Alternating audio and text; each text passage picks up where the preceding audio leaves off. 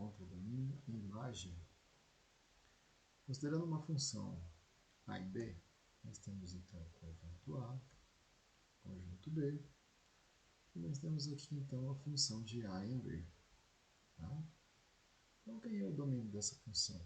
São os elementos 1, 3 e 4 pertencentes ao conjunto A, e o contradomínio serão então os elementos 2, 3 e 5 pertencentes ao conjunto B.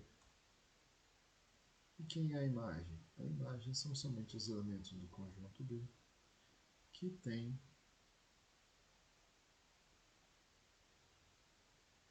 vamos ver se está funcionando. Então, já estamos ali com 1 minuto e pouco. A gravação continua. Muito bem. Haha, consegui. Tive que reinstalar o programa. Mas vamos então dar continuidade aqui agora desde o início.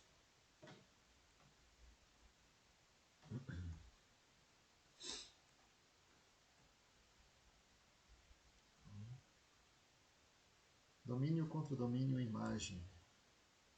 Então, vamos considerar então uma função de A em B. Essa função que a gente tem ali, nós temos então o conjunto A e nós temos essa função de A em B. Quem é o domínio? O domínio são todos os elementos de A, o contradomínio serão todos os elementos de B e a imagem nada mais é do que todos os elementos de B que possuem alguma ligação com os elementos de A. Então, o domínio da função de f é igual ao conjunto A, o contradomínio da função f é igual ao conjunto B, e o conjunto imagem da função f está contido em B. O diagrama de flechas a seguir vai representar uma função A em B.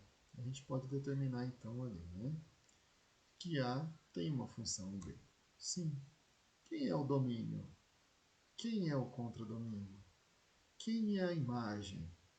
Será que vocês conseguem responder? Vão respondendo aí. Tá? Então vamos lá. Nós temos ali então as respostas. O domínio da função são todos os elementos do conjunto A. O contradomínio são todos os elementos do conjunto B. E quem é a imagem dessa função? Será que vocês sabem responder? Muito simples, né? Então vamos lá. E se eu tivesse um elemento 3? Quem é a imagem desse elemento 3? Tá? E o elemento 5? Quem é a imagem do elemento 5? Basta simplesmente olhar ali. A imagem do 5 é quem? É 10. Né?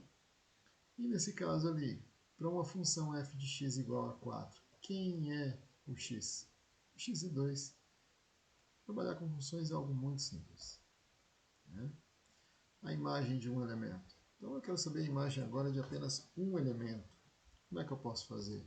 Então eu pego esse elemento e substituo ele no lugar de x. Por exemplo, essa função que nós temos aqui, x mais 2. E se eu coloco ali o elemento 1, qual que é essa imagem? Basta simplesmente pegar esse elemento 1, substituir no lugar do x e resolver. Muito simples. Então, 1 mais 2 é igual a 3. Então, a imagem pela função do elemento 1, f de 1, é igual a 3. Para aquela função. Então, a mesma função. Um novo elemento, menos 2. Olha só, vamos prestar atenção agora. Tem um jogo de sinal ali, tem um menos 2 ali na parada, hein? Vamos lá. Então, menos 2 mais 2 é igual a 0. Tá? Então, a imagem pela função é igual a 0. Então, vamos considerar aqui uma outra função. Vamos prestar atenção agora. Tá? Nós temos ali menos 2x ao quadrado menos 3. Então, vamos colocar aqui um elemento aqui. Vamos colocar que esse elemento é 3. O que a gente tem que fazer? Esse 3 ele vai no lugar do x. E notem ali, x ao quadrado multiplicando pelo menos 2, menos 3. Então, primeiro nós vamos resolver a potência, depois nós vamos resolver a multiplicação, prestando atenção ao jogo de sinal, e depois nós vamos fazer a parte final de adição e subtração. Então, vamos lá. 3 elevado ao quadrado é 9, menos 2 vezes 9 vai dar menos 18, menos 18 menos 3, menos 21. A imagem é menos 21. Vamos aqui de novo, seguindo esse exemplo que a gente está olhando ali agora. Só que dessa vez agora nós vamos utilizar o elemento menos 1. Então, substituindo o menos 1 no lugar de x, notem, menos 1. Olha lá, eu coloquei entre parênteses. Por quê? Porque o sinal ele também vai ser elevado ao quadrado. Tem que prestar atenção nisso daí. Então, menos 1 ao quadrado fica quanto? 1. Menos 2 vezes 1, né? Menos 2. Menos 3, menos 5. Né? Então, a imagem de menos 1 por aquela função é menos 5. Raiz ou zero de uma função? É muito simples. Né? Basta a gente pegar esses elementos aqui, por exemplo, x mais 2 e colocar igual a zero e descobrir quem é esse zero dessa função. Né? Então, menos 2, 2 menos 2, 2 mais menos 2 mais 2 é igual a zero. Tá? Presta atenção aqui ao jogo de sinal. Portanto, menos 2 é a raiz da função, ou seja, esse menos 2 aqui ele vai ser igual a zero. Ou a gente simplesmente pega aqui, ó, x mais 2 e coloca igual a zero. X mais 2 igual a zero, a gente coloca x é igual a menos 2. Passa ele para depois da igualdade, fica menos 2. Então, a gente já descobre qual é a raiz. A noção intuitiva de função. Nós temos aqui uma questão que equivale a gente observar as coisas que mais ou menos acontecem no nosso dia a dia. É possível utilizar as funções no nosso dia a dia? Sim, é possível, né? Por exemplo, ali, uma pessoa vai escolher um plano de saúde. O plano A ele cobra um valor fixo mensal de 140 e R$ 20 para cada consulta num certo período. E ele cobra um valor fixo mensal de 110 e R$ 25 para cada consulta num certo período. Dependendo da necessidade, o João poderá fazer de 5, 6, 7 consultas. Qual plano é mais econômico para ele, para cada uma dessas situações? A gente pode aplicar esse conceito de funções para a gente poder resolver isso daqui. É muito simples fazer isso.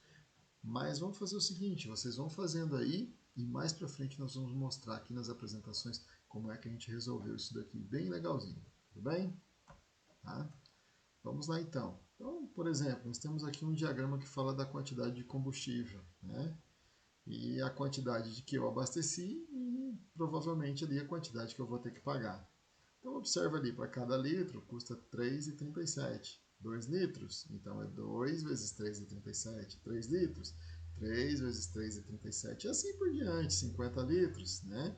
Nós vamos ter R$ 168,50. Então, é R$ 3,37 para cada litro de combustível que eu colocar. Tá? Então, o que eu posso perceber disso daqui, né? O valor para eu pagar ele é dado em função da quantidade de litros, ou seja, quanto mais litros eu coloco de combustível, mais eu tenho que pagar. Isso é uma coisa bem comum, né, que a gente observa no nosso dia a dia. Muito simples de a gente perceber isso daí, né? Então, vamos lá. Qual é o preço de 10 litros de gasolina? Responde agora, sem fazer conta, sem olhar na calculadora. Responde. Vamos lá, é bem simples essa, hein? Qual é o preço de 10 litros de gasolina? E agora essa da outra aqui, que é mais simples ainda do que a primeira. Quantos litros de gasolina podem ser comprados com 43,81? Vocês sabem dizer? Sem calculadora? Mas aí, responde aí para mim, tá? Vamos prestar atenção aqui, ó. Então o preço a pagar aqui, ó, de 3,27 vezes o litro de combustível comprado. Então o que a gente pode colocar aqui? O preço, a função preço, é igual a 3,27 vezes x. Então a gente acabou de criar uma função simplesmente para a gente poder observar, a gente poder saber quanto de gasolina a gente vai estar pagando. Tá bom? O que é a definição de uma função afim? O que é uma função afim? É uma função de R em R, essa função que a gente vem fazendo, função de primeiro grau. Tá? Onde existem dois números reais. Esses números são A e B. Como é que fica essa função? F de x é igual a x mais b. Olha lá que interessante. A vezes x mais b. Para todo x pertencente aos reais. Isso aqui é uma revisão, tá, pessoal? Muito simples. E como é que a gente coloca isso, essa função num gráfico? Bom, a primeira pessoa que começou a escrever a respeito disso e fazendo seus postulados a respeito disso foi o senhor René Descartes. Alguém quiser, pode pesquisar um pouco mais a respeito dele, ele tem algumas outras publicações também interessantes, não só na questão da matemática, tá bom? E o gráfico da função ele se dá dessa forma aqui, ó. Então a gente pode representar os pares ordenados num ponto cartesiano, né, no plano cartesiano. A gente pode fazer o gráfico da função dessa maneira. Então nós temos aqui o eixo das coordenadas, que é o eixo y, e o eixo das abscissas, que a gente também conhece como o eixo x, tá bom?